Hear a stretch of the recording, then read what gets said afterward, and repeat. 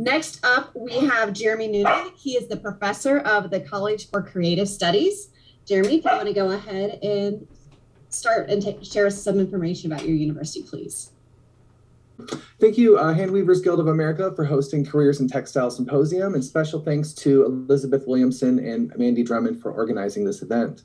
My name is Jeremy Noonan. I'm the professor and head of Fiber and Textiles at College for Creative Studies, also known as CCS.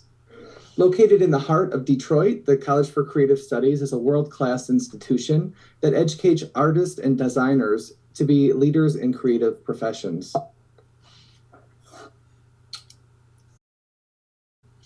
CCS is a private, fully accredited college founded in 1906 as the Detroit Society of Arts and Crafts.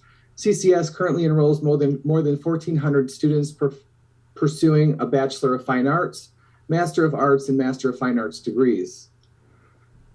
CCS students find a variety of activities near campus that will enrich their studies and provide entertainment. Detroit Institute of Arts is among the top 6 museums in the United States, which happens to be in our front yard at the CCS Ford campus. The Charles H. Wright Museum holds the world's largest permanent collection of African American culture and is also one of the world's oldest independent African American museums. Scarab Club, built in 1928, is an artist club, gallery, and studio that hosts exhibitions and networking opportunities for Detroit's creative community, which is also in proximity to the college. I can't help but to highlight all the music venues that are showcasing indie rock, hip hop, techno, folk, jazz, and blues. CCS is one campus with 2 sites. The Taubman Center and Ford campus is less than 1 mile from one another, with a shuttle service running 24/7 between destinations. The Taubman Center, formerly known as the GM's Argonaut Building, is one of CCS's newest properties, opening in 2009. This site includes CCS undergraduate and graduate programs, student housing, which houses about 300 students, CCS's Art and Design Middle and High School called University Prep Art and Design, Design Corps Detroit, which supports design-driven businesses within the local community, is also host to the Detroit Month of Design, which happens in the month of September, and is the steward of Detroit's UNESCO City of Design designation. Shinola, the luxury goods retailer, is on the 5th floor of this building also. The Ford campus, where the Fiber and Textiles department is, includes the Art Center building, which is student housing, the Walter B. Ford and Josephine Ford Sculpture Garden, the Manugian Visual Resource Center, which houses our color and materials library, periodicals, movies, books, everything that can inspire just about anybody. And then there's also the Detroit Society of Arts and Crafts building designed by Minoru Yamasaki. The Kresge Ford building, which we see here, is designed by William Kassler and built in the mid-1970s. This building resembles a Tinker Toy building with its 32-foot modular structural system of precast concrete components. The Fiber and Textiles program is housed on the 3rd floor of the Kresge Ford building. Fiber and Textiles is part of the aggregate of craft and material studies. So you'll be sharing some classes with students that are focusing on ceramics, glass, metalsmithing, and jewelry.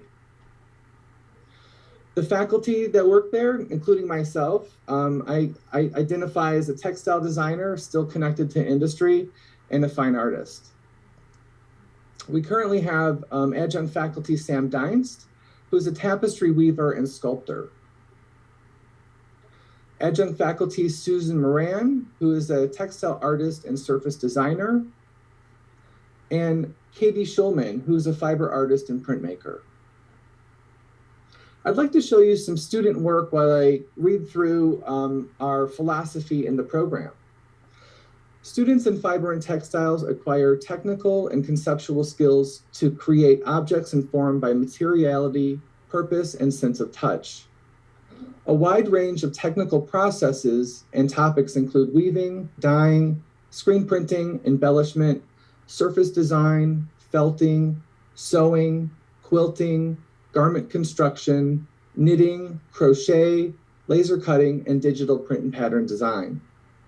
Students are encouraged to discover new ways of working through material experimentation. With the guidance of faculty, students develop an individualized language of color, pattern, and texture, both planar and sculptural in form. Traditional and non-traditional methods of creation and an interdisciplinary approach to technology, fabrication, and production are integrated into the program.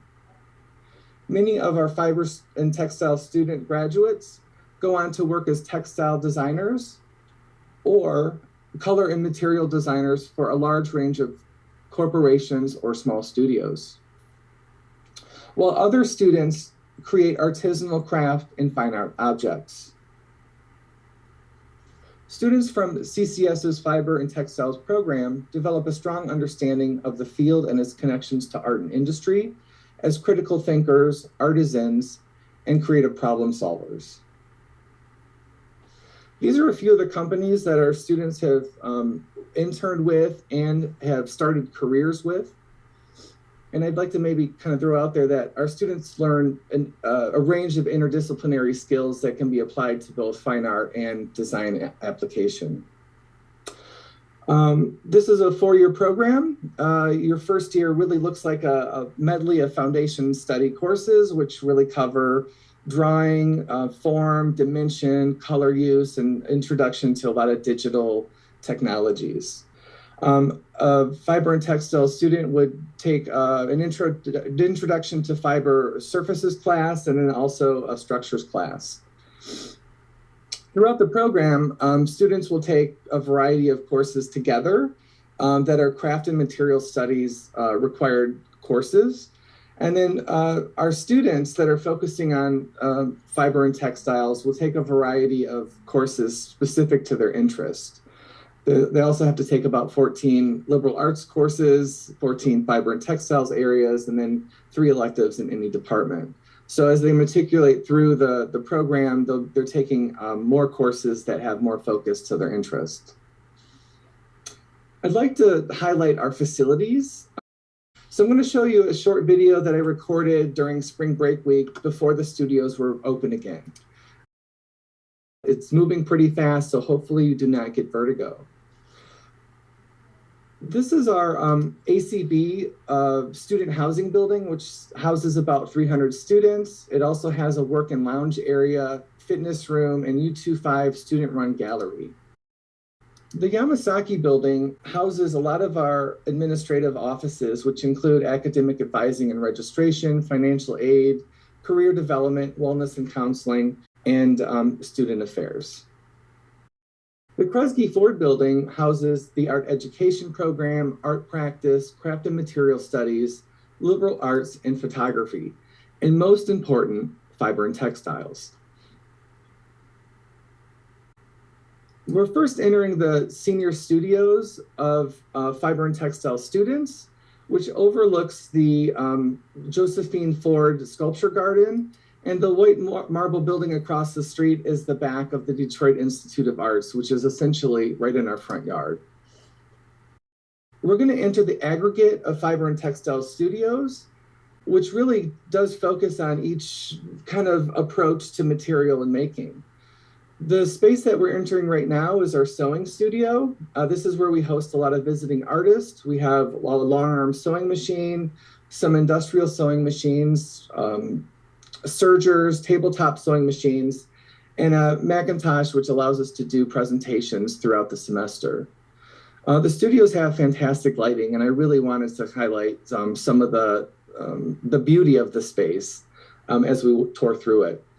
This is our screen printing studio. We have 5 4-yard printing tables, an exposure unit, light table, dark room, power washer, screen washout booth, and tons of aluminum screens for printing.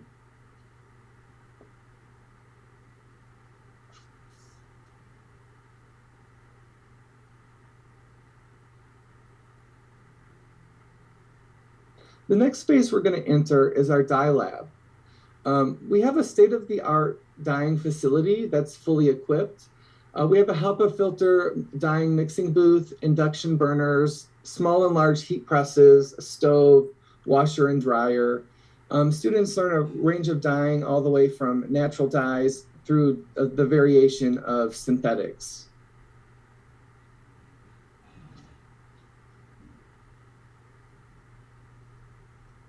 Across the hall, we have our digital surfacing lab, which houses a large format dye sublimation printer for textiles, 2 large format Epson inkjet printers, a large format scanner, actually 2 of them, an iMac and Dell. We have a really well-lit weaving studio that houses 21 floor looms that range from 4 to 12 harnesses, a 16 harness Louette Mikado loom, a large rug tufting frame and tufting guns, which are both pneumatic and plug-in, and an iMac, which really connects to the Mikado Dobby loom. The adjacency to other departments and programs are really amazing. That's where the synergy really happens. When we look out the window here, we're looking down across and seeing the metal and jewelry department's windows. On the first floor, we have a full metal shop and also wood shop.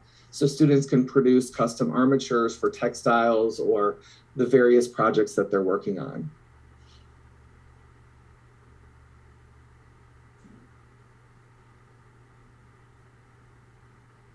Our storage room houses all of the yarns that we use for weaving, including fabric that students will purchase from the store to use for their courses, equipment, supplies, all that. We're really fortunate to have a laser cutter right below us on the second floor, which allows students to produce custom cut materials that they might take directly off of the laser cutter and then take upstairs to sublimation print, sew, or fabricate new objects or sculptures with.